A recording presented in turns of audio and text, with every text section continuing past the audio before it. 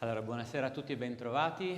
Inizio io solo per spiegare gli scopi e come è nato questo concerto. Dopo lascio la parola ovviamente al maestro Ruffini, che in quanto il maggior biografo di Dalla Piccola ovviamente vi introdurrà alla perfezione al personaggio. Questo concerto nasce da una volontà molto forte da parte dell'Associazione Culturale Nuovo Accordo, che è quella che gestisce la corale che dirigo, e di USCI Trieste, l'Unione Società Corali Italiane della provincia di Trieste, che hanno voluto intanto omaggiare questo compositore che, come sentirete, è fortemente legato alle nostre terre, oltre ad essere un interessantissimo compositore, ma volevamo omaggiarlo attraverso una cordata di coristi provenienti dalla coralità amatoriale. Nel senso che avremmo potuto decidere di viceversa assegnare questo concerto a un coro semiprofessionista o anche a un ensemble professionista, magari reperendo qualche finanziamento in più, però lo scopo era proprio quello di restituire la produzione di corali Dalla Piccola alla coralità amatoriale. Troppo spesso c'è un po' l'equivoco per cui la produzione di Dalla Piccola sia difficile. In alcuni casi forse è vero, ma in altri casi forse neanche tanto, e con un po' di sforzo si può fare. Noi oggi stiamo cercando di dimostrare questa cosa qui. Una parola ancora sulla cordata di musicisti. Nel senso che, come sentirete dalla presentazione del maestro Ruffini, Dalla Piccola è nato a Pisino d'Istria da una famiglia di origine trentina.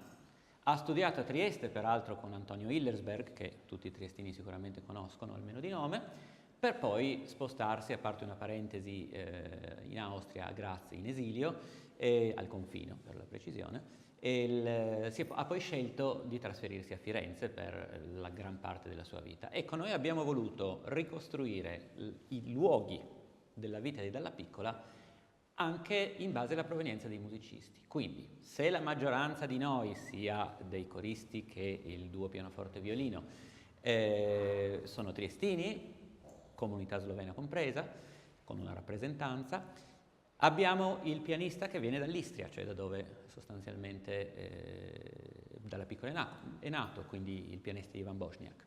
Dopodiché abbiamo una delegazione di coristi da Trento, appunto, per simboleggiare i luoghi di origine della famiglia, e per Firenze abbiamo il maestro Ruffini, visto che è presidente del centro studi Dalla Piccola, che ha sede a Firenze, ovviamente.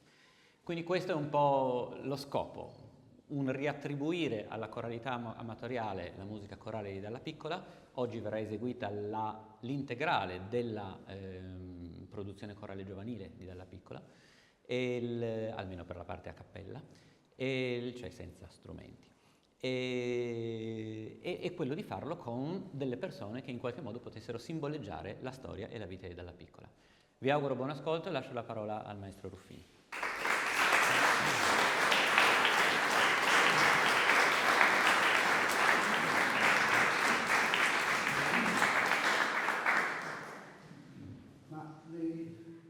Ieri nella chiacchierata che abbiamo fatto al Museo Carl Spiegel e poi ieri sera a Grisignana, ho ricordato come la spina dorsale di una cultura musicale di un paese non sia quella dei musicisti professionisti, ma la spina dorsale è quella della coralità amatoriale e quella delle bande. È quella che fa veramente la cultura di un paese, perché il musicista professionista in genere ha dietro un orario di lavoro, un sindacato, una situazione professionale. Il corista amatoriale proviene da un'educazione del cantare in coro sin da bambino e quindi acquisisce sin da bambino il rispetto delle regole dello stare insieme, del cantare insieme, dell'impossibilità di fare la prima donna. Quindi esattamente così avveniva nel Cinquecento, così avveniva nell'epoca di Palestrina. Non si studiava musica studiando musica, si studiava musica cantando. Quindi una società che crea cori amatoriali sin da bambino, quindi i bambini cominciano a cantare sin dalla prima infanzia, ecco, quella è una società migliore, perché non credo ci sia formazione migliore di un'infanzia che cresca con la coralità. Poi quando quando la cultura della coralità amatoriale è anche di livello eccellente. Io ieri ho sentito 2 concerti e il coro è veramente straordinario, e allora a questo punto accade il miracolo, quello che appunto accade qui, in questa riunione di cori diversi, riuniti grazie alla mirabile regia di Andrea Mistaro, questa riunione che il coro è amatoriale ma il risultato musicale è professionale. Quindi questo è il vero miracolo. Non è vero che sentirete integrare, Mistaro vi dice bugie, perché purtroppo ci sono degli ottusi divieti circa l'esecuzione di alcuni brani della prima coralità dalla Piccoliana.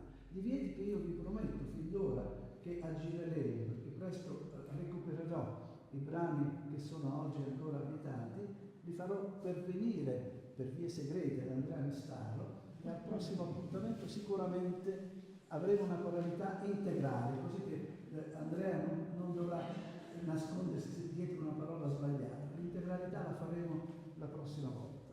E devo dire che questo appuntamento, che non solo prevede il mondo della coralità amatoriale, ma ripeto amatoriale tra virgolette perché appunto il risultato musicale è di eccellenza, ma prevede anche dei solisti.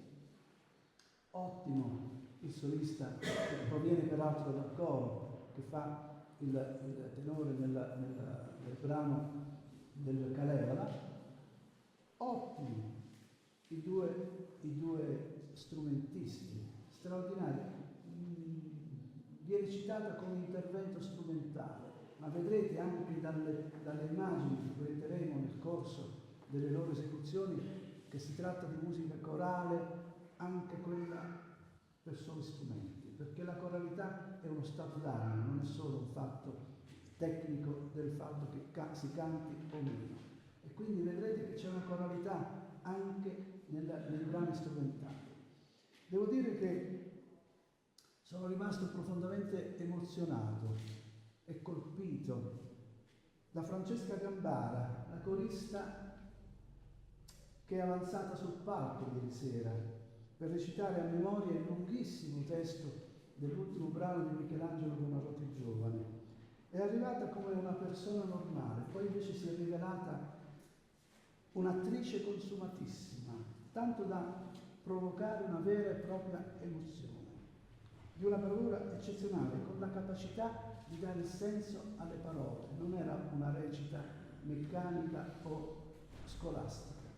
Questa mattina ho raccontato a mia moglie della profonda emozione che ho ricevuto nell'ascoltare la recitazione di questo testo, che ovviamente anche voi avrete il privilegio di ascoltare fra poco. E questa è la riscoperta di una coralità ingiustamente dimenticata, quella del Primo dalla Piccola, come se questa coralità non raffigurasse compiutamente il Dalla Piccola maturo. Ma ormai Dalla Piccola è un compositore storicizzato, quindi non ha bisogno di presentare secondo quella che è la sua produzione della maturità. È bellissimo ascoltare il Primo Dalla Piccola, quello predo-decafonico, quello in cui racconta e omaggia la sua terra, perché Dalla Piccola, quando lascia l'Istria a 18 anni, dopo il compimento della licenza liceale, nella scuola che era diretta da suo padre, Pio Dalla Piccola, arriva a Firenze. È esattamente come Joyce, che lascia l'Irlanda, viene in Italia, viene a Trieste. Io questa mattina sono stato fotografato da un turista vicino alla statua di Joyce, ed è bellissimo leggere appunto la lettera a Nora del 9 ottobre del 1900, credo, non mi ricordo l'anno, 1909, in cui dice: la mia anima è a Trieste. Bellissimo. E così come Joyce racconta da lontano la sua terra, la sua Irlanda, Dalla Piccola racconta da Firenze, dopo aver lasciato la sua terra d'origine, racconta l'Istria, e la racconta con i brani popolari dalla mia terra, con i brani dialettali del poeta Biagio Marini, che prima si faceva chiamare Marino Marini. Quindi racconta con quella letteratura con cui era convissuto fino al suo lasciare l'Istria. E quindi è una prima coralità che in qualche modo, nella visione del compositore che inizia una carriera internazionale, a un certo punto deve essere lasciata. Deve essere lasciata perché il compositore abbraccerà la grande letteratura europea e mondiale e abbraccerà un procedere musicale non più di ambito tonale come il primo periodo, e quindi in qualche modo deve, nel momento in cui deve ancora affermarsi, dovrà tagliare i ponti con quelle origini, quindi dovrà in qualche modo vietare. Ma oggi che dalla piccola è un compositore non solo affermato, non solo importante, non solo è fra i più grandi compositori del Novecento, ma è ormai talmente storicizzato che conoscerne la sua produzione giovanile nulla toglie dalla piccola che conosciamo, che riconosciamo, anzi aggiunge. E quindi questa ottusa maniera di vietare ancora, ma ancora per poco, perché fra poco dalla piccola diventerà di pubblico dominio, ancora per poco, è comunque un fatto che noi cercheremo di bypassare. È stato emozionante anche ieri dalle parole di Andrea Mistaro, che non solo è un grandissimo musicista, è un grande organizzatore, ma ha detto delle cose che altresì per me hanno risuonato come nuove, nonostante io studi dalla piccola da 40 anni non l'ho interrotto. Quando ha detto che noi siamo gli zitti, è un'immagine corale di un popolo zittito dal male, di un popolo zittito dalla storia, dal male della guerra, dal male in sé. Non avevo mai collegato quel titolo, noi siamo zitti, a questa percezione storica del doversi silenziare perché travolti dal male. Ed è una cosa geniale, straordinaria. Siamo e dobbiamo essere tutti dolorosamente zitti e vivere tutto ciò però nella leggerezza di una coralità amatoriale che a margine dell'evento ufficiale pubblico, come quello di questa sera, come quello di ieri al Museo Schwidel o come quello di ieri sera a Resignano, poi nell'intimità del pullman esprime una coralità naturale, una naturalità corale. Oppure mangiando la pizza alla fine del concerto si sprigiona questa naturale coralità popolare. Ma questo è un miracolo straordinario che nessun coro professionista potrebbe donare. E io l'ho vissuta come un privilegio poter assistere a questa coralità. È una coralità appunto che nasce da lontano, che nasce da un'abitudine, che nasce da una cultura popolare, perché qui nelle zone di confine, in Slovenia, Trieste, a cantare in coro è qualcosa che nasce da lontano ed è veramente una ricchezza di cui mi invidio profondamente.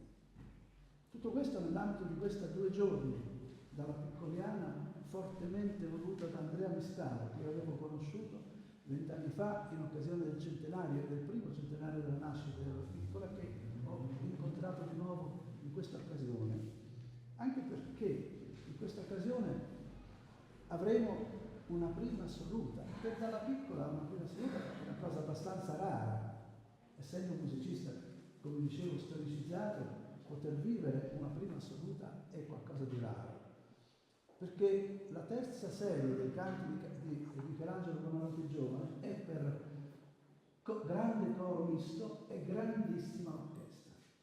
E questo fatto, la grandissima orchestra e il grande coro misto, di fatto impediscono una frequente produzione di questo brano.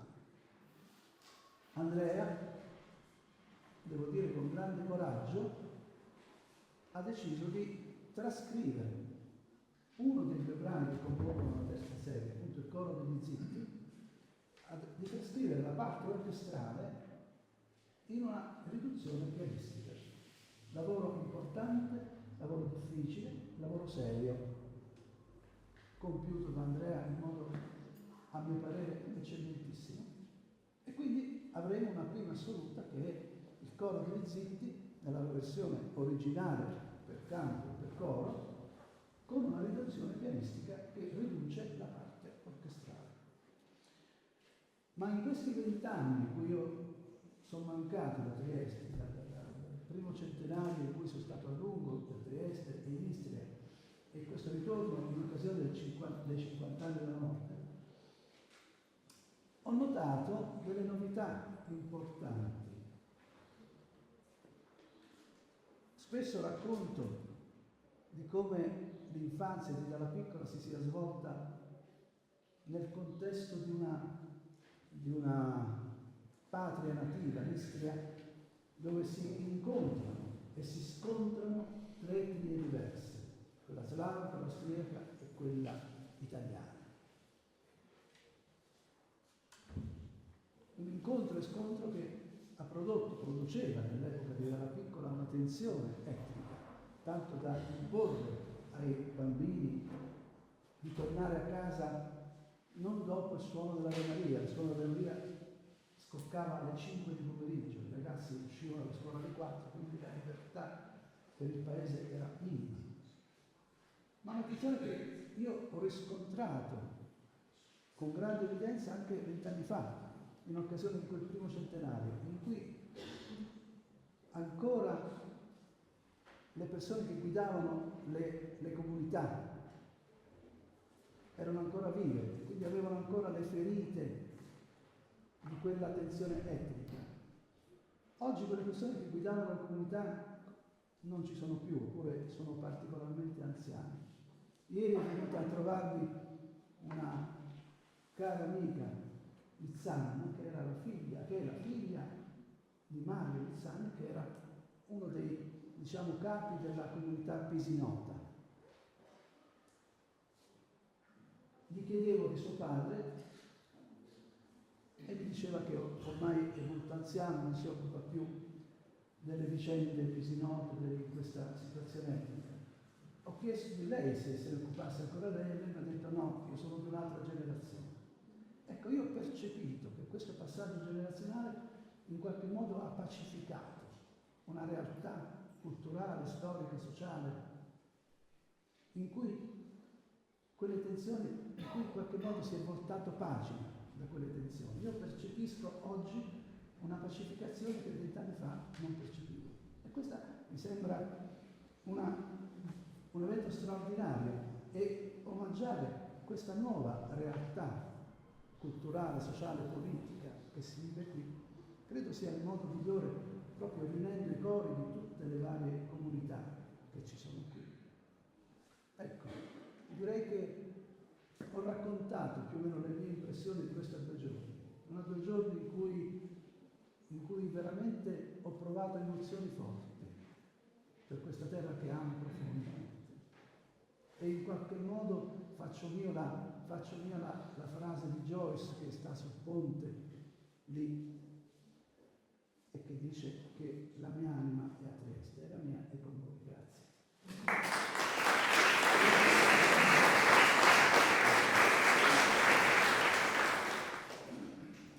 Io aggiungo solo 2 parole di presentazione dei brani. Inizieremo con 2 pezzi. Inizieremo con 2 brani che sono appunto, fanno parte di questi inediti, ma sono gli unici 2 inediti per quali esiste una deroga sotto un certo punto di vista di questo vetto di cui ha parlato il maestro Ruffini, perché Dalla Piccola li aveva consegnati a delle riviste come esempi di qual era la sua produzione musicale giovanile, e quindi di fatto sono pubblicati, anche se non sotto forma di partitura, da una casa editrice.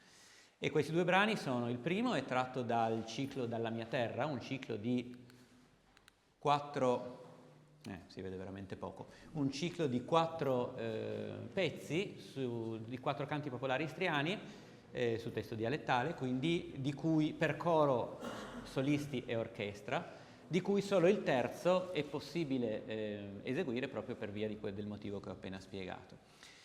Esiste, c'è una partitura manoscritta che è stata pubblicata nella rivista Agorà e che il sottoscritto ovviamente 20 anni fa ha cercato di reperire. Vi racconto questo per aggiungere anche qualche aneddoto che spiega anche la difficoltà a volte di fare le cose, mia ma anche dello stesso Dalla Piccola. Questa partitura è la partitura appunto della versione trascritta per pianoforte e xilofono, pianoforte a 4 mani e xilofono, per la Sera della Befana dal ciclo della mia terra del 1928, così come pubblicato nella rivista in questione. Leggo nei sacri testi, tra cui il catalogo ragionato del maestro Ruffini, che questa rivista è disponibile nel fondo Dalla Piccola presente in Biblioteca Nazionale a Firenze e scrivo in Biblioteca Nazionale a Firenze preannunciando una mia visita e ottengo come risposta questa lettera che vi leggo. Gentile signor Mistauro, purtroppo il numero della rivista che lei ci ha richiesto è stato alluvionato, nel 66 ovviamente. Poiché le pagine patinate si sono incollate fra loro, non possiamo controllare bene ciò che lei desidera. Le inviamo comunque la fotocopia di ciò che è visibile. Questo per darvi l'idea di cosa può succedere. Ovviamente abbiamo recuperato poi la partitura per altre vie e ce l'abbiamo fatta. Questo è un esempio, un dettaglio della partitura per farvi vedere la calligrafia meticolosa di Dalla Piccola. Dopodiché, questo sarà il testo che vedremo, l'altro pezzo è un frammento invece tratto dal poema nazionale finlandese Kalevala, che quindi rappresenta l'altro inedito eseguibile, diciamo così. Detto ciò, quindi lascerei la parola alla musica con questi due primi inediti. Introduco brevemente il pezzo successivo, che sarà il primo pezzo per pianoforte e violino, che abbiamo scelto appositamente di mettere in questa posizione a contrasto forte con il linguaggio semplice della musica che eseguiremo ora con il coro, per far vedere invece il punto d'arrivo del linguaggio dallapiccoliano, cioè la dodecafonia. Dirà sicuramente due parole dopo il maestro Ruffini per introdurre quel brano, ma lo spiegarvi il perché di quel brano in questa posizione apparentemente stonata è importante invece per far capire immediatamente il contrasto tra il punto di partenza e il punto di arrivo. Detto ciò, invito il coro femminile e i pianisti.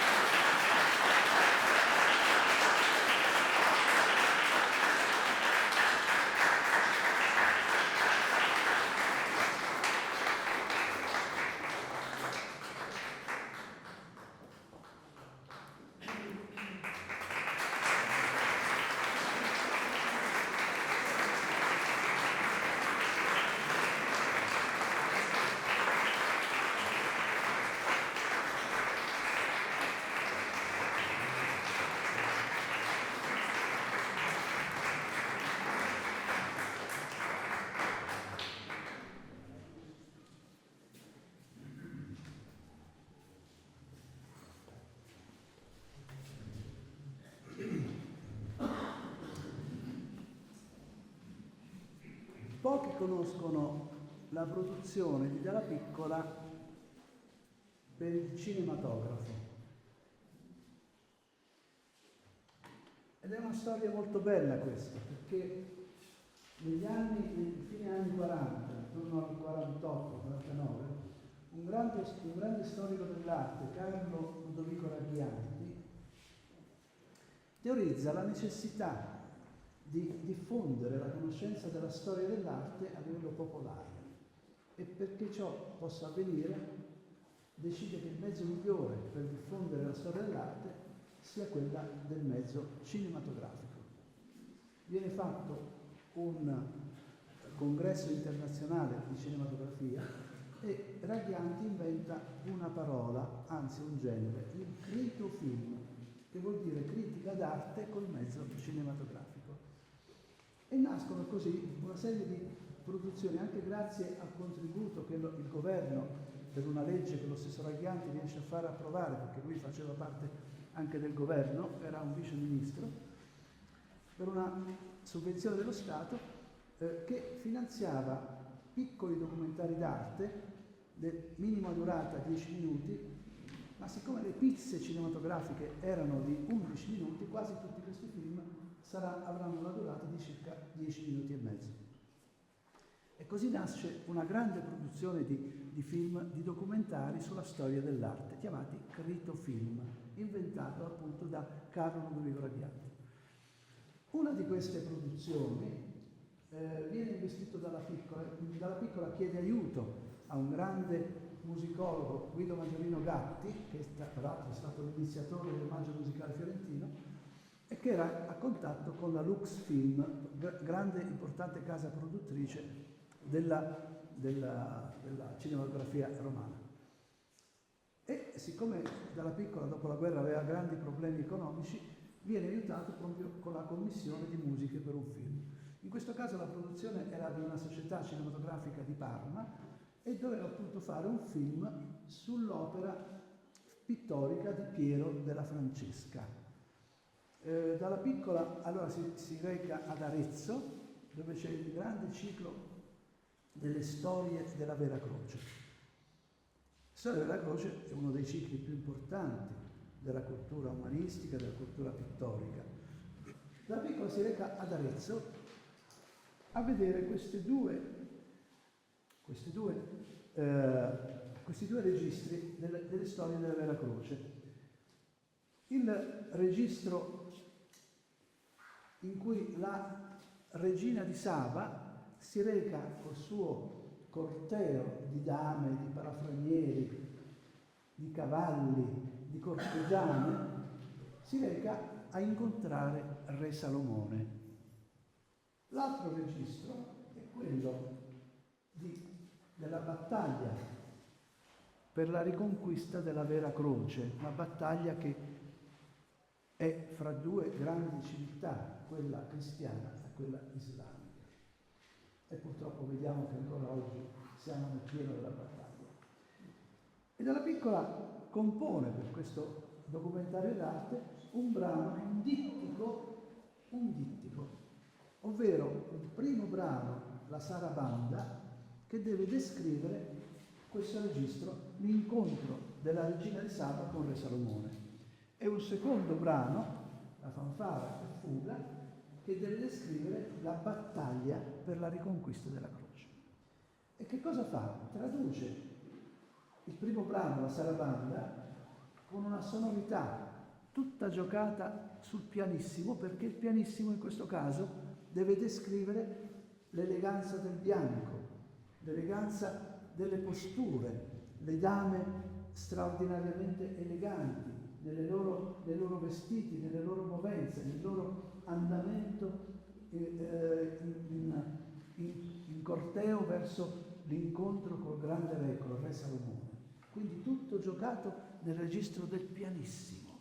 E più piano è questo registro, addirittura alcune esecuzioni prevedono di suonare quasi con il violino rivolto dall'altra parte, o addirittura mettere un paravento per suonare dietro un paravento, perché il pianissimo sia pianissimo, arrivi veramente con un filo di voce, perché il pianissimo in questo caso è è la traduzione del colore bianco. Mentre l'altro registro, la fanfara e fuga, è tutta giocata nel registro dinamico del fortissimo, e anzi qui più forte si suona e meglio è. Ieri ho notato che eravate un po' timidi. No, qui dovete dargli dentro, come si dice. Dovete dargli dentro. E siccome voi potete farlo perché siete grandi strumentisti, dategli dentro. E qui il registro del rosso traduce esattamente il registro del fortissimo nel brano musicale, traduce il colore rosso, la battaglia. Allora, vi dicevo prima della coralità. Innanzitutto guardate questa scena, se questa non è una scena corale.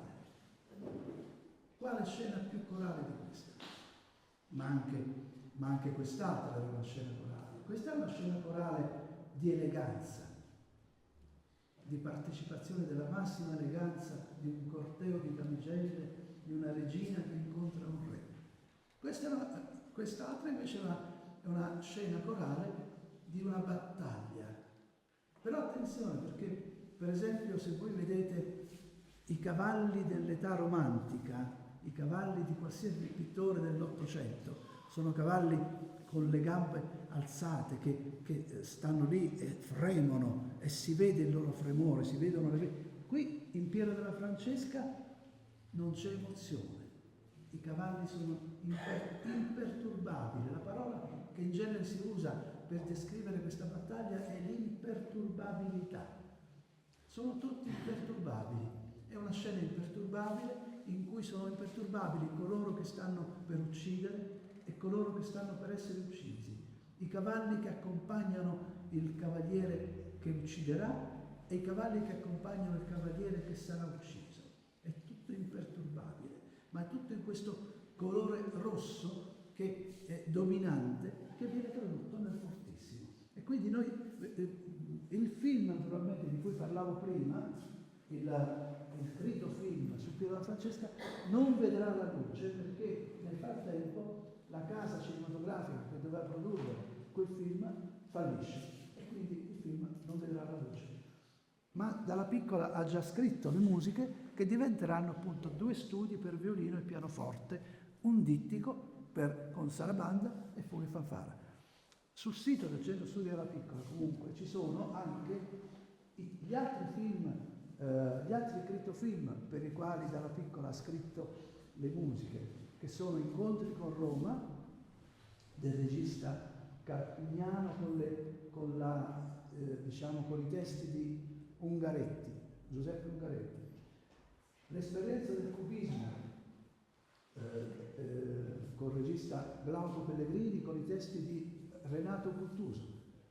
E infine Il Cenacolo di Leonardo con i testi di Rognoni, tutti quanti film di circa 10-12 minuti che io vi consiglio di vedere perché sono dei veri capolavori della cinematografia, della storia dell'arte con musiche di Dalla Piccola. Basta andare sul sito del Centro Studi per vederli.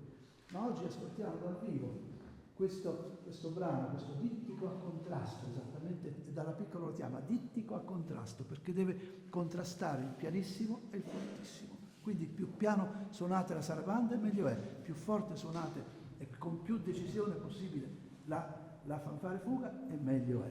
E quindi questi 2 registri di Piero della Francesca accompagneranno l'esecuzione straordinaria che io ho già sentito dei nostri 2 musicisti. Grazie.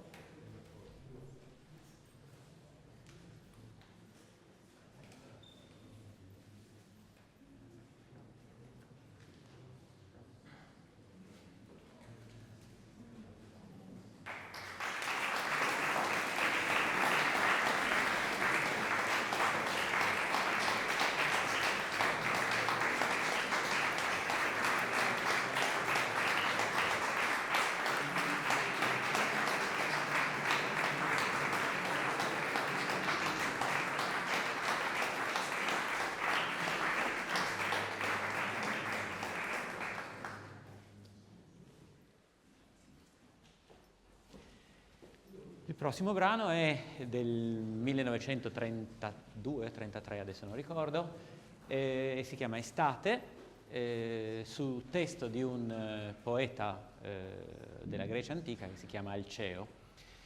Il testo parla di un'estate calda, con l'afa, con il rumore delle cicale, con la necessità di bagnarsi la gola di vino, eccetera. Di questo brano, che è di una difficoltà pazzesca per il coro virile perché ha una tessitura estremamente acuta, questo brano mi ha sempre affascinato per la sua ambiguità, nel senso che abbiamo anche il testo che vedrete dopo, ma questa descrizione di questo paesaggio estremamente assolato potete leggerla in due modi: o il caldo delle estati greche di Alceo o il caldo delle estati istriane di Dalla Piccola. Potete scegliere quella che vi ispira di più. La cosa, esattamente come prima ho raccontato l'aneddoto del personale della ricerca delle partiture alluvionate, è interessante vedere la sfortuna che questo brano ha avuto al suo inizio, nel senso che partiamo bene, nel senso che è la prima composizione che Dalla Piccola riuscirà a pubblicare, perché vince sostanzialmente un concorso indetto dal Sindacato Nazionale Fascista per i giovani compositori, e quindi vince questo concorso, gli pubblicheranno il pezzo, quindi in teoria una storia di successo, diremmo oggi. In realtà però c'è un piccolo retroscena. Gli viene detto che la sua composizione verrà eseguita in una sala importante a Roma da parte di un coro locale, nelle cerimonie di premiazione sostanzialmente, e gli dicono di preparare dalle 36 alle 40 copie della partitura. Quella volta, faccio notare, non esistevano le fotocopie, quindi immaginiamo anche un lavoro manuale notevole per i 36-40 coristi. Leggo, perché è interessante ciò che dice esattamente Dalla Piccola. Recatomi a Roma per la prova generale, mi trovai con sorpresa davanti a 13 coristi, i quali non avevano idea di che cosa avrebbero dovuto cantare all'indomani. E come se ciò non bastasse, di notevole incapacità tecnica, vocale e mentale. Aggiungerò che uno dei coristi, pochi minuti dopo l'inizio della prova, se ne andò perché si sentiva male. Per un'ora circa restammo nella sala dell'Accademia, il maestro del coro e i suoi 12 collaboratori ed io. Poi ci fu un'altra defezione, la mia. Non sembrandomi possibile che per l'indomani si potesse raggiungere un'esecuzione che almeno in apparenza fosse decente, abbandonai la sala sbattendo la porta e partii da Roma. Che cosa i 12 coristi 12 abbiano eseguito il giorno seguente, non so. Noi oggi siamo in 33, una trentina circa, speriamo che basti.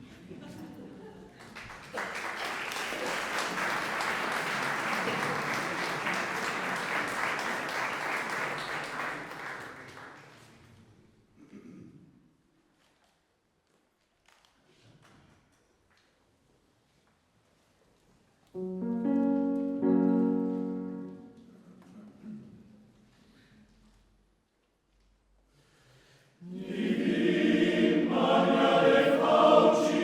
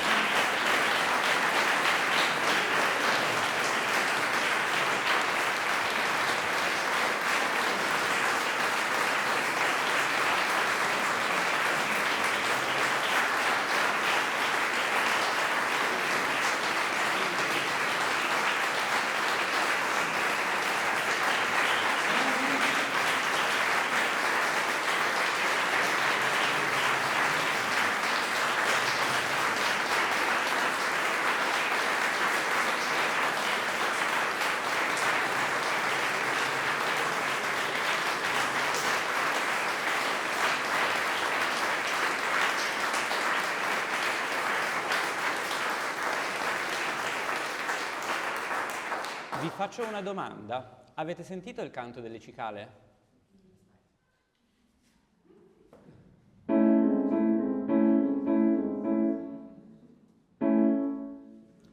Questo è un esempio di figura retorica, cioè un madrigalismo, un modo che ha dalla piccola di sottolineare con la musica il significato delle parole. Non l'ha inventato lui, ovviamente, è un'eredità di Monteverdi e dell'antichità, però ed è per questo che questo genere musicale si chiama neomadrigalismo, cioè una sorta di neoclassicismo vocale in cui viene ripresa questa usanza di sottolineare con il testo sostanzialmente, cioè con effetti musicali, il significato del testo.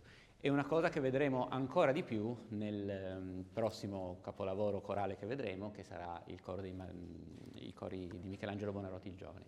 Ma prima abbiamo un altro intervento per il quale lascio la parola a Mario Ruffini, che è la Tartiniana seconda per violino e pianoforte.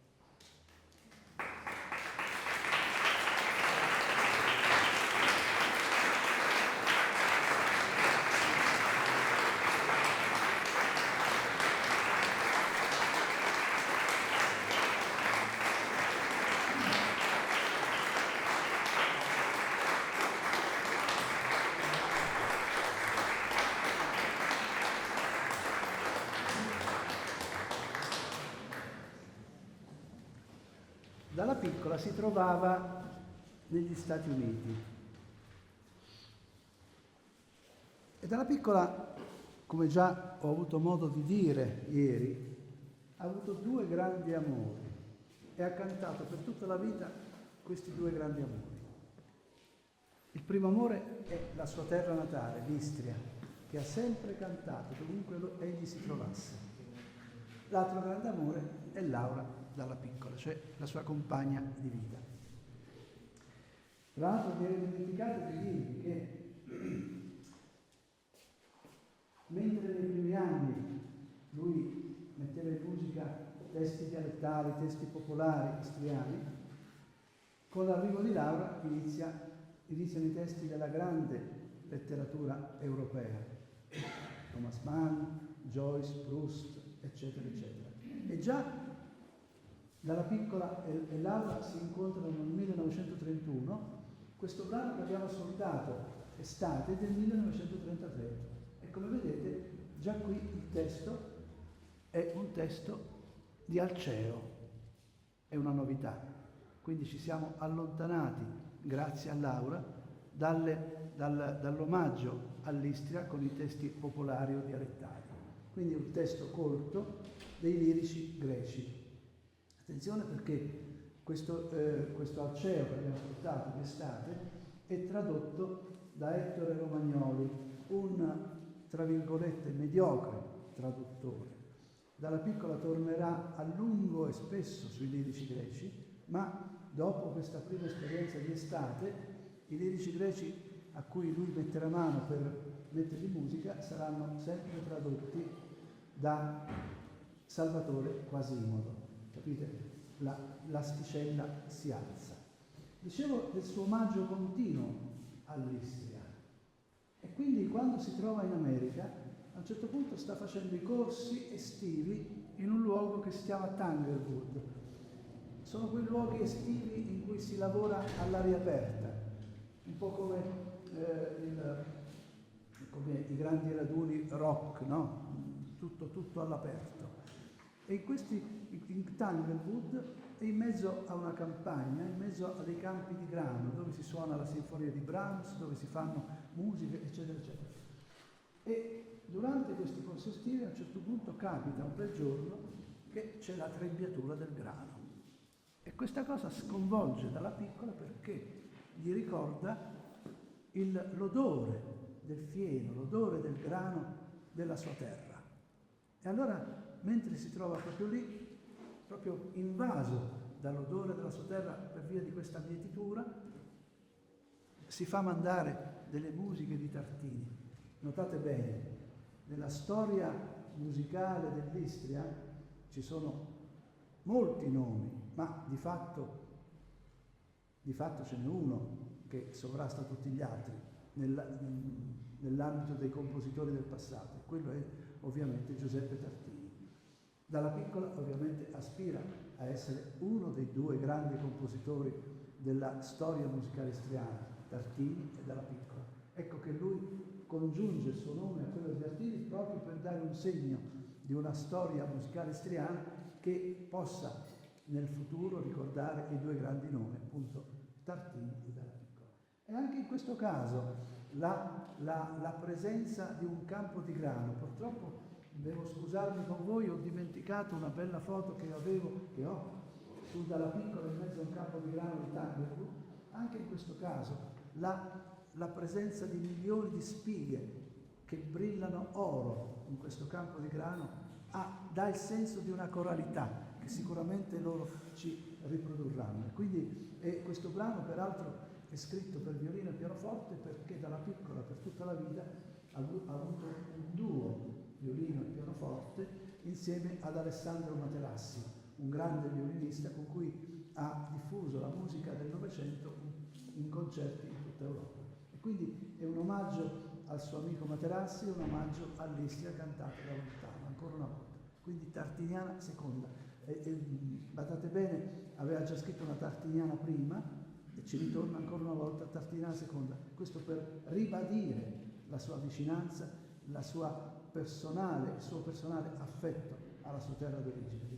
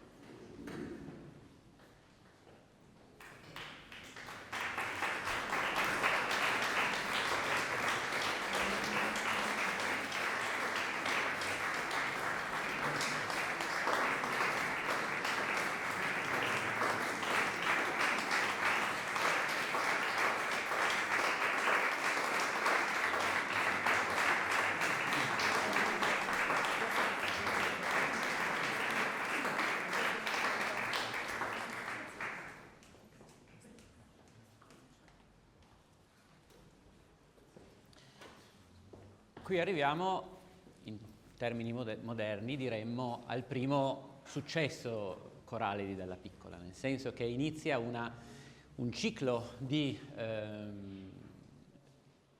3 serie di pezzi corali su testi di Michelangelo Buonarroti il Giovane, che è il nipote di Michelangelo, del più famoso Michelangelo. La prima serie, che è quella che eseguiremo oggi, è una serie per coro a cappella, cioè senza accompagnamenti, ed è composta, come anche le altre serie, da 2 brani in contrasto tra loro, che sono in questo caso il coro delle Malmaritate e il coro dei Malammogliati. Seguirà una seconda serie per coro femminile e piccola orchestra e una terza serie, come vedremo dopo, per grande coro e grande orchestra sinfonica. Cosa dicono i testi? Le Malmaritate sostanzialmente si lamentano dei mariti e i Malammogliati si lamentano ovviamente delle donne. Le Malmaritate in particolare dicono era meglio farci suore.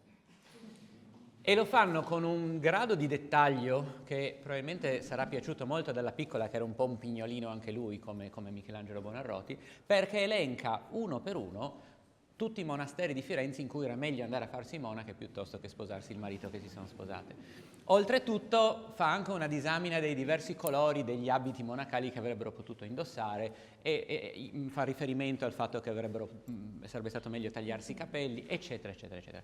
Ma come sentirete il clima generale è abbastanza malinconico, ok? Questo è l'atteggiamento con cui queste povere donne si lamentano. I mariti invece, con un piglio diverso, si comportano un po' come i mariti al bar quando sparlano delle mogli e quindi hanno un piglio molto più divertente, ed è in questo che sta il contrasto tra questi 2 brani, contrasto che, come dicevo, sarà replicato anche nelle altre 2 serie. L'atteggiamento dei mariti è: chi vuole imparare a prendere moglie venga da noi, siamo mastri esperti e possiamo assicurarvi che qualsiasi moglie sceglierete, anche quella più graziosa, quella che pareva tutto frondi e fior, come vedremo, alla fine della fiera vi ritroverete a casa una diavola infernale e una zucca senza sale. Questo è il clima espressivo di questi 2 brani, che sono molto divertenti, molto carnascialeschi, molto popolareschi per certi versi, anche nel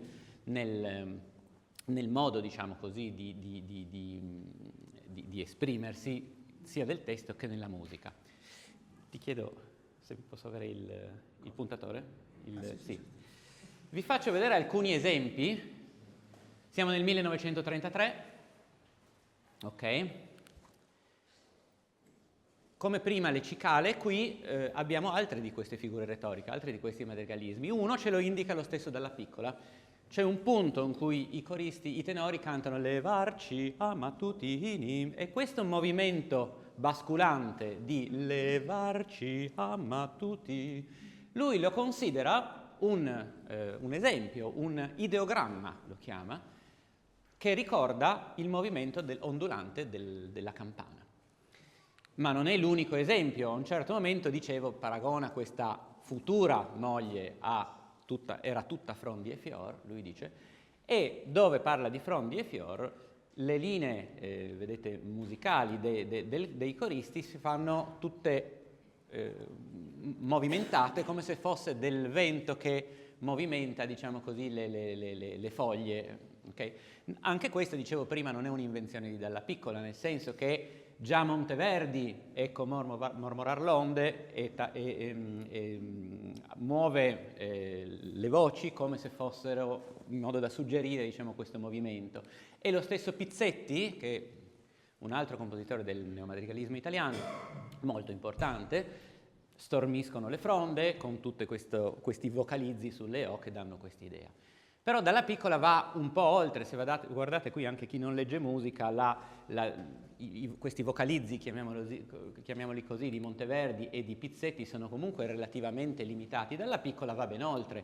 Dalla Piccola va a cavallo della linea di battuta in maniera tale che questi gorgheggi diventano veramente molto molto lunghi, addirittura anche in raggruppamenti irregolari di note, fino ad arrivare appunto a cose del genere. Ho sempre pensato che probabilmente questo è dovuto al fatto che Monteverdi e Pizzetti probabilmente, a differenza di Dalla Piccola, non conoscevano la Bora, che viceversa Dalla Piccola ha conosciuto.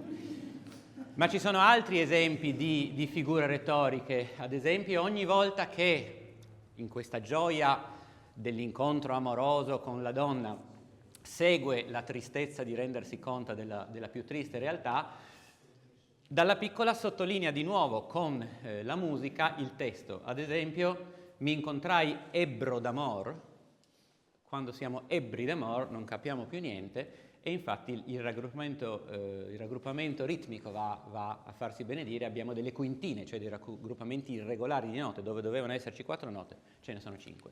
La stessa cosa quando gli uomini scoprono di essere inciampati in una diavola infernale, in una zucca senza sale. Alla parola inciampai compaiono di nuovo le quintine, tra l'altro con note abbastanza dissonanti, come sentirete, perché, apro una piccola parentesi, i critici, mi pare Lanza se non ricordo male, riconoscono in questi brani il primo cenno di corrosione cromatica del linguaggio neomodale del neomadrigalismo italiano, cioè per la prima volta il linguaggio neomadrigalistico, che quindi scimmiottava, imitava il linguaggio monteverdiano, si riempie di tutta una serie di accidenti, cioè di bemolli, di bequadri, eccetera, quelli che in gergo si chiamano cromatismi, che rendono dissonante questo tessuto che in teoria doveva essere assolutamente consonante. Questa è una vera novità per il linguaggio corale italiano del Novecento.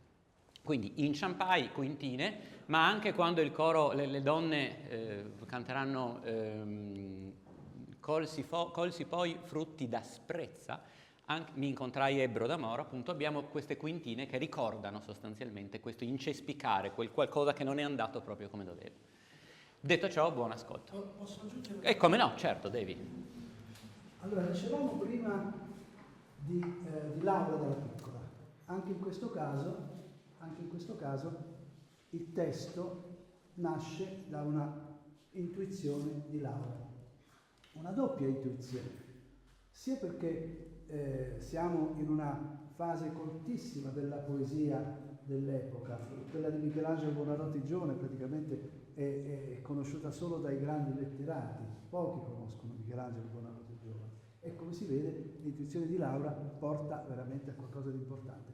Ma c'è un'intuizione anche di tipo politico, perché Dalla Piccola viveva sotto l'ombrello protettivo di Ugo Oietti, che era un grande del regime fascista, che era direttore del Corriere della Sera, è lui che permette la grande carriera internazionale di Dalla Piccola, facendolo eseguire al Maggio Musicale Fiorentino già dalla prima edizione. Tutti gli anni il giovane Dalla Piccola verrà eseguito al Maggio Musicale Fiorentino.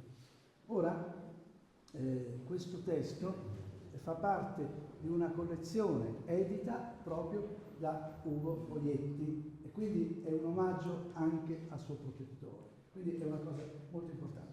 Volevo anche aggiungere, proprio in base nel secondo dei cori che adesso ascolteremo, quello dei malammogliati, a un certo punto il testo recita: zie, sorelle, madri, nonne lo staranno a insipillare e 10 altre monecione per finirlo d'affogare, una diavola infernale, una zucca senza sale.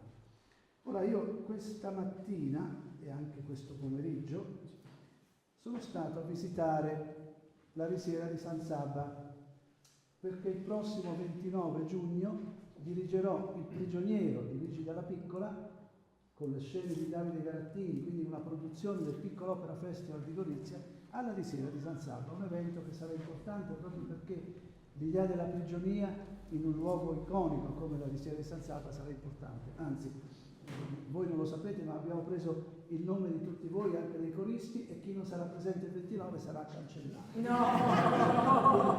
Praticamente non siete invitati, siete cooptati il 29 giugno alla risiera di San Sabba per il prigioniero di Dalla Piccola nella risiera, che sarà sicuramente un evento importante. E proprio oggi, visitando la risiera, mi sono incappato in una lapide che avevo trasmesso, ma purtroppo non è stata possibile inserirla fra le diapositive. E questa lapide recita: per la nostra libertà. Qui caddero, attenzione, madri, spose, sorelle, esattamente un po' come il testo di Michelangelo Buonarroti. Le donne di Trieste ricordano quale monito di memoria. Quindi questo, quando sentirete madri, zie, nonne, sorelle, praticamente incredibilmente c'è un richiamo anche a una lapide della Chiesa Senz'Altro, dove, ripeto, faremo l'appello, quindi tutti presenti. Ciao.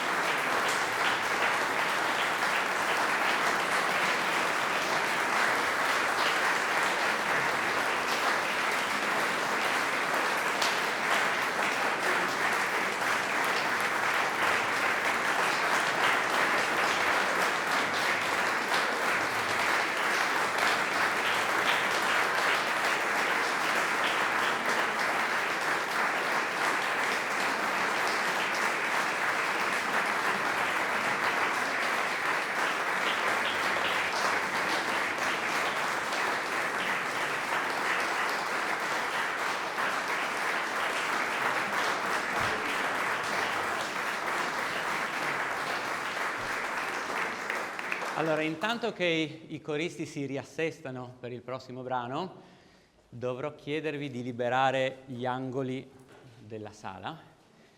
Introduco il prossimo pezzo. Dicevo che dopo una prima serie scrivo una seconda serie e poi una terza serie per grande orchestra sinfonica e coro. La terza serie prevede di nuovo 2 brani in forte contrasto tra loro, la Ciaccona che ha un ritmo lento e una Gagliarda che ha un ritmo veloce, il coro degli Zitti e il coro dei Lanzi Briachi.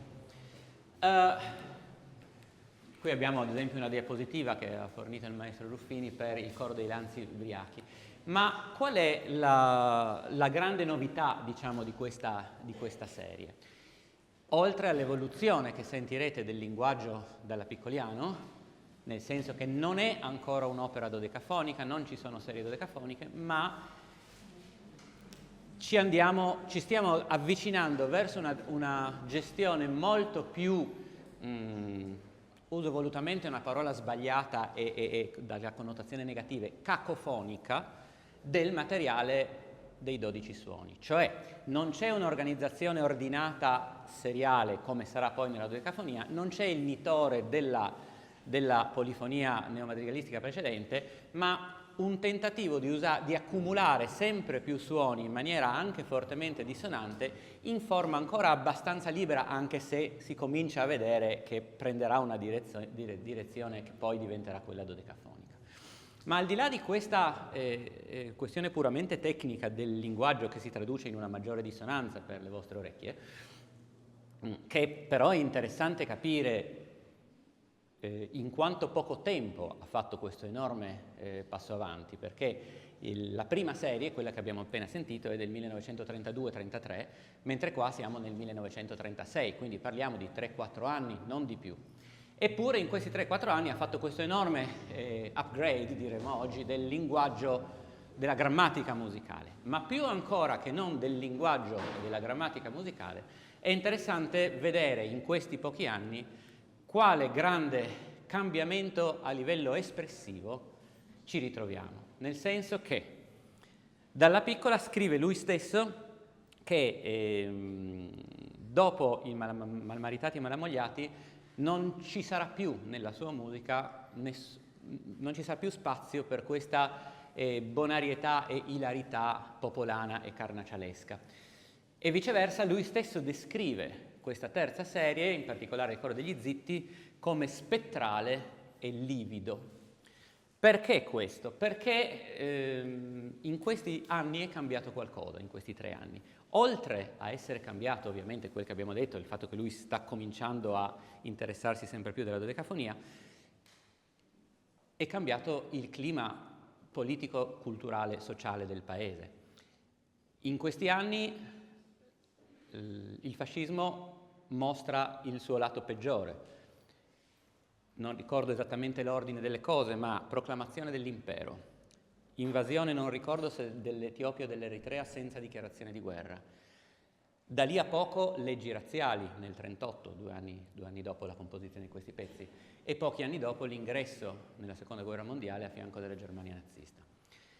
Gli storici della musica ci dicono sempre, giustamente, che un grande compositore come Gustav Mahler, all'inizio del Novecento, nelle sue sinfonie, dalla Sesta ad esempio, la Tragica, sinfonie che lui riempiva di marce militari, canzoni popolari, sguaiate, campanacci di mucche, cose del genere, i musicologi ci vedono il fatto che lui avesse capito che il clima, il mondo dell'impero austro-ungarico stava finendo e stava per spalancarsi un cancello sull'orrore come era quello della Prima Guerra Mondiale. A me piace pensare che anche Dalla Piccola nel 36, nel 34, 35, 36 stia capendo che sta cambiando qualcosa nel nostro paese e si renda conto che non è più tempo di scrivere, di ironizzare sul Malmaritati e Malamogliate, ma di cercare dei testi e dei climi espressivi diversi. Il Coro degli Zitti ha un refrain, quello che qui era in una diavola infernale in una zucca senza sale. Il Coro degli Zitti ha questo refrain qua: noi siamo gli zitti, paggi, messaggi, ostaggi del silenzio. Io ho sempre voluto vedere, come ha accennato prima Mario Ruffini, in questo una metafora del clima dell'epoca, la mancanza di libertà di parola del regime. Gli zitti, è chiaro che Michelangelo Buonarroti non poteva sapere niente di tutto questo e quindi lui intendeva tutt'altro, però probabilmente mi immagino Dalla Piccola ha visto in queste frasi un qualcosa di adatto, di adattabile al clima contemporaneo e quindi gli zitti diventa il popolo che non ha più libertà di parola. A un certo momento, nella frase successiva, il testo dice: per chi apre bocca qua si stilla assenzio. Se voi sostituite la parola assenzio all'olio di ricino, avete perfettamente capito in che direzione potremmo pensare che Dalla Piccola avesse pensato di andare. Ma la cosa, di questo non ci sono documenti, nel senso che non possiamo giurare che Dalla Piccola avesse interpretato in questa maniera questo testo. Però c'è un indizio che mi fa pensare che tanto lontani non andiamo, e cioè come lui musica questo refrain: noi siamo gli zitti, paggi, messaggi, ostaggi del silenzio. Perché mentre il pezzo è cantato, il refrain è parlato. Neanche parlato, è parlato, un poco intonato, e solo in alcuni momenti viene intonato. Cioè è come se Dalla Piccola avesse voluto togliere ai coristi la cosa che più li caratterizza, cioè la voce, perché anziché cantare parlano, e parlano anche male, perché è richiesto nelle note che scrive sotto di parlare con una certa intonazione bassa, con appunto dei suoni volutamente sporchi, intermedi, spettrali, scriverà lui, no? E quindi la partitura è cosparsa di indicazioni totalmente antimusicali, che dicono assolutamente senza espressione, scusate. Oppure totalmente inespressivo, a parte il crescendo della gran cassa, quindi delega la parte espressiva a strumenti che normalmente espressivi non sono, assolutamente privo di timbro e altre cose del genere. Quindi questo mi fa capire che probabilmente le intenzioni di Dalla Piccola erano veramente queste. Ora intanto che i coristi si dispongono nella disposizione che abbiamo scelto per questo brano, cioè non solo per motivi di spazio ma anche per motivi estetici, verrete abbracciati dal suono del coro e anche dal piano di sopra. Quindi chiamerei i coristi. Volevo aggiungere che l'intuizione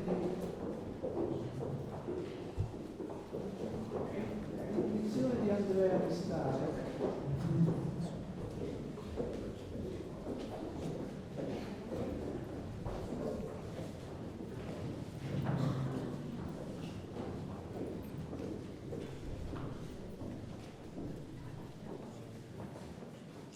ha ragione Andrea Mestaro quando dice che non ci sono documenti, ma ha altresì ragione nel supporre che dalla piccola avesse capito e avesse tradotto in musica lo spirito del tempo. A quell'epoca i musicisti, i pittori, i letterati frequentavano tutti insieme i caffè letterari, le giubbe rosse, l'antico fattore. E scrive dalla piccola, anche se non ci sono documenti specifici su questa intuizione di Andrea Mestaro, che è correttissima, scrive dalla piccola che l'ambiente in questi caffè letterari è quello delle persone che parlano sottovoce, perché è un periodo in cui non ci si può esprimere ad alta voce. Quindi il parlare sottovoce nel caffè delle giubbe rosse o nell'antico fattore diventa un fatto costitutivo della frequentazione, del parlarsi all'orecchio, perché c'era sempre qualcuno in ascolto. E lo stesso oste dell'antico fattore deve inventare un piatto speciale, il sottomarino. Siccome l'autarchia aveva vietato che si mangiasse la carne, perché bisognava risparmiare, l'oste dell'antico fattore inventa il sottomarino, ovvero un grande piatto di insalata con sotto nascosta una fettina. Ecco, questa era l'atmosfera dell'epoca, addirittura un piatto con la fettina nascosta e parlare sempre sottovoce perché c'era sempre qualcuno in ascolto. Ecco che allora i documenti non ci sono, ma l'intuizione di Andrea Mestaro è correttissima. Gli zitti sono tutti quelli che devono silenziarsi per evitare di soccombere sotto il potere del fascismo.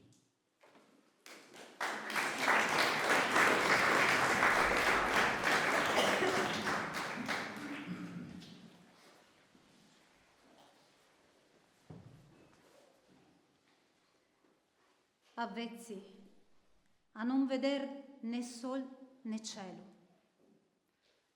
usi a non uscir fuori se non notturni, e feltrati i coturni, il crin cinto d'un velo, in questa sbernia imbacuccati e fitti.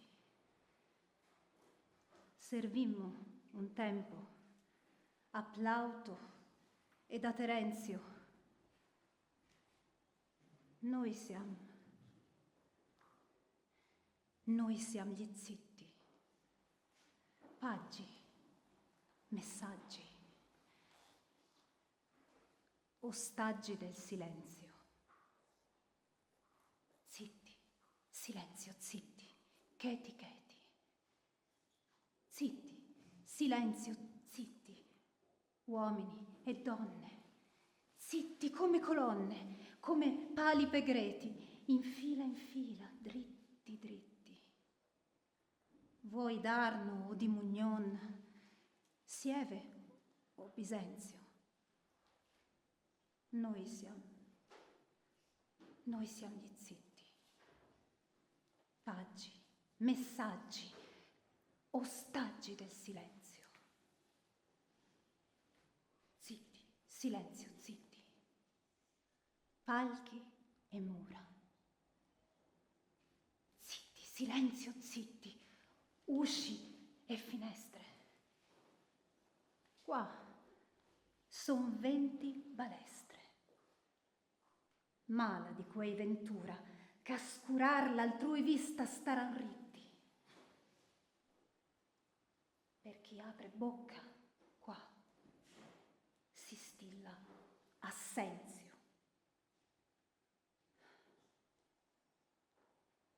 Noi siamo gli zitti, paggi, messaggi, ostaggi del silenzio.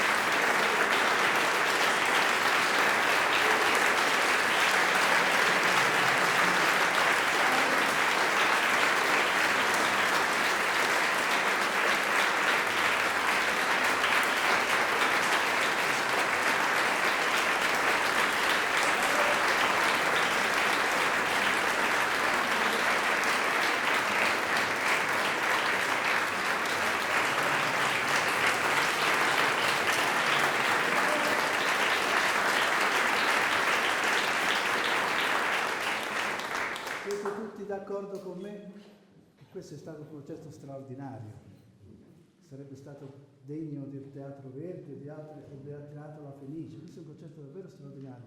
E allora c'è un modo, io lo percepisco l'entusiasmo del pubblico, perché davvero è un concerto straordinario. A un certo punto bisogna smettere di applaudire in modo libero, bisogna applaudire in modo ritmato. Provate con me.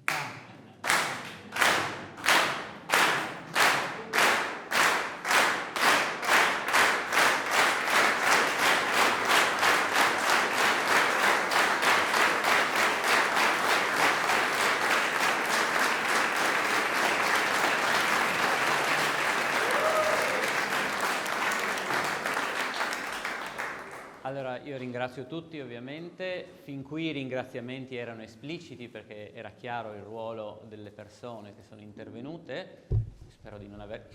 il duo pianoforte e violino, dicevo, spero di non aver dimenticato nessuno, eccoli!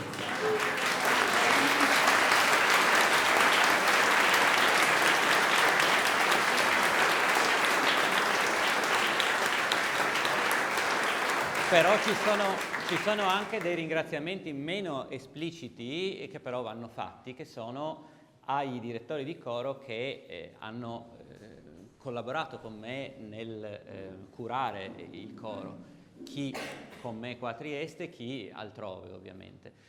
Dicevo prima quali sono che questo è una mix di rappresentanze di cori diversi, alcuni dei quali si sono preparati ovviamente per conto proprio, non solo nelle prove fatte qui. Quindi mi sento di ringraziare, intanto elenco i cori, che sono il coro T di Trento, si comincia sempre dall'ospite esterno, il cui direttore è Federico Viola, che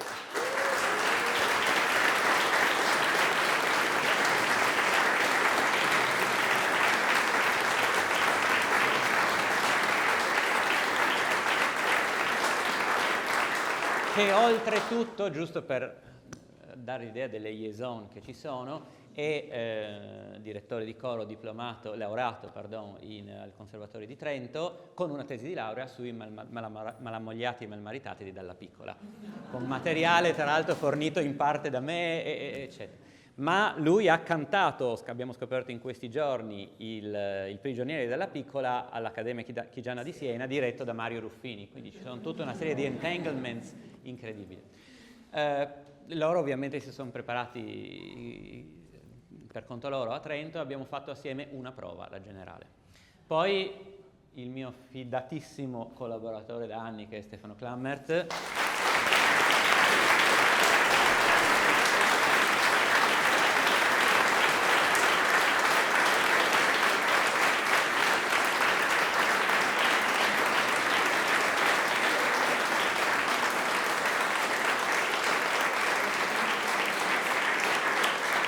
direttore, come ben sapete, del coro Liceo Oberdan Senior, ma con il quale, che ha un'ampia rappresentanza qui dentro, ma con il quale oltretutto abbiamo condiviso proprio la preparazione delle prove, perché come avete visto gli organici sono diversi e, come ho detto in questo periodo, è come dirigere 4 cori, perché il femminile, il virile, il misto da camera e il misto, per cui solitamente abbiamo diviso il coro in 2, io lavoravo in una stanza con le donne, lui con gli uomini o viceversa, per portarci avanti coi tempi, quindi lo ringrazio in particolare per questo oltretutto doppio ruolo anche di aiuto pianista. Poi voglio ringraziare Ivan Bosniak, perché si è...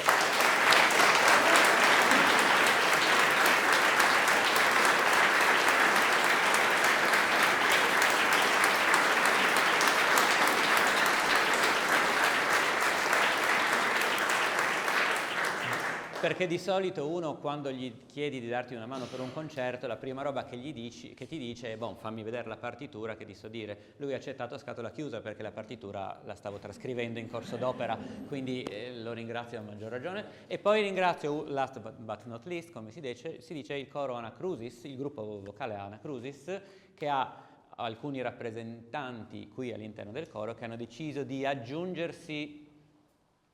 Eccola. Lei c'è, la rappresentante, ma ce ne sono altri sparsi qui.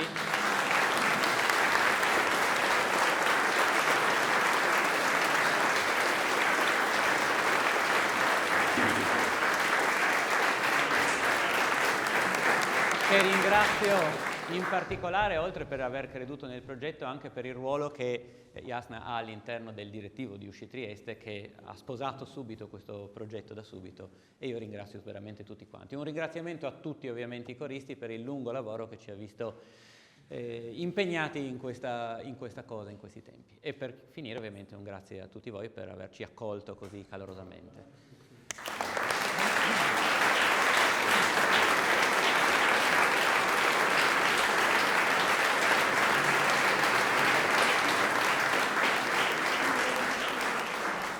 L'ultimo ringraziamento, spero di non dimenticare altri, a Matteo Fannicanel della Accademia Ars Nova, che ci ha ospitato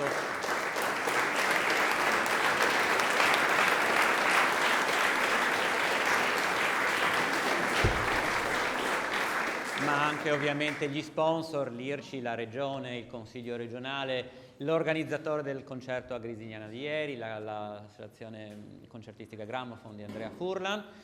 Io concludo con un piccolo omaggio al maestro Ruffini, che è una copia della trascrizione del Coro degli Zitti che ho dedicato a lui, visto che lui mi ha fornito le partiture, oltre che un nostro CD precedente.